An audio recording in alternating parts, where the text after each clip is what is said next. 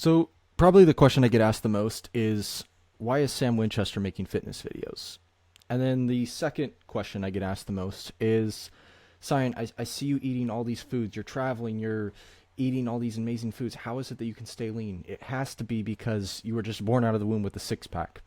And unfortunately, I was not born like that. I was actually obese from the age of 12 to 14, and I can pretty much gain about 10 pounds in one day if I really want to. So my body gains weight really, really easily.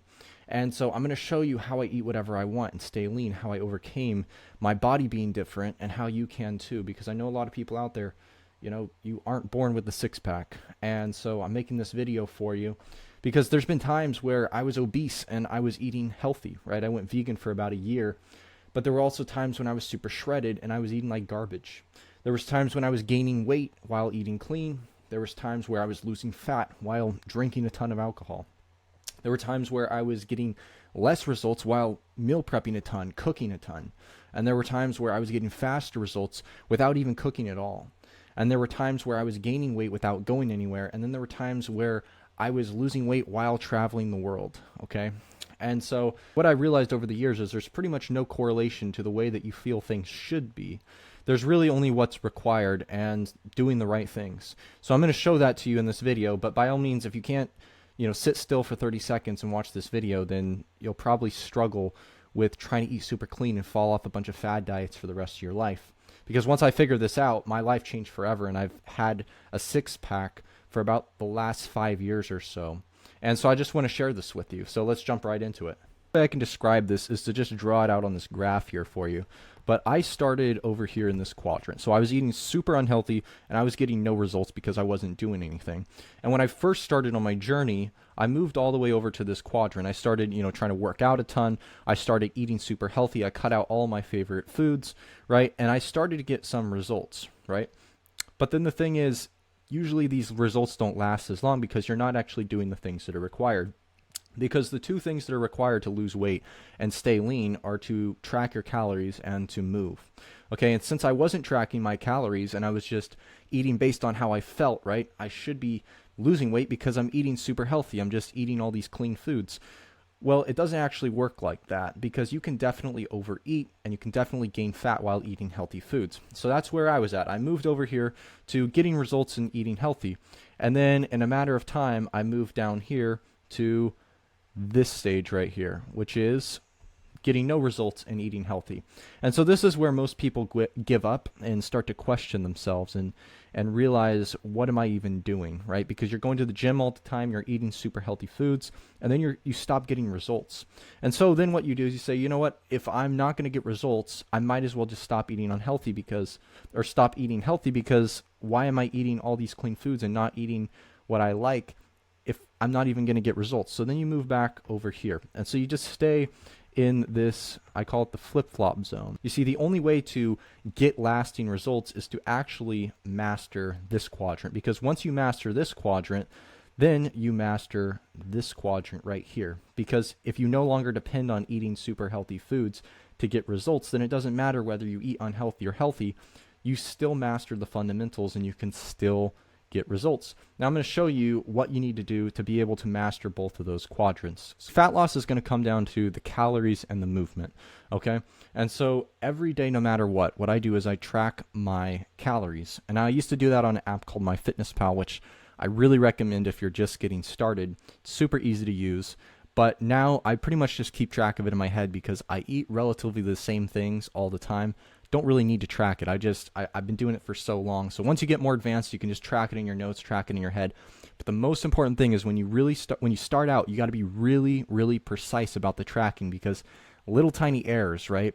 Like if you eat a salad and then you throw a bunch of ranch dressing on it, that turns a healthy meal into an unhealthy meal. That turns a low calorie food into a high calorie food, just like that. And so that's going to be the difference of you being able to get lasting fat loss results and not get lasting fat loss results. Now, the second thing that I do that I really, really love is intermittent fasting. I've been doing this for a very, very long time. But all intermittent fasting is people, act like it's starving yourself, doing all this stuff. All it means is you're eating the same amount of calories in just a smaller window of time. So instead of eating, 5 meals per day, and eating 2,000 calories. Then you eat 2 meals per day and still eat 2,000 calories. Okay, and so you hold off on breakfast, drink some water. But what this allows you to do is it allows you to eat meals like this, right? That's how I'm able to go to the steakhouse when I was traveling in Brazil and eat all this food, right? I felt like I was living like a king. That's because I was fasting, drinking lots of water through the day, and I had the calories saved up that I could eat these foods. That's how I was able to go to the sushi buffet, right? And eat all this sushi, which I love sushi, because I'm able to save up my calories and still stay within that window. And typically what I do, right, when I'm not traveling or when I'm pretty consistent, is to wait until around noon to eat, and I have about 600 to 800 calories.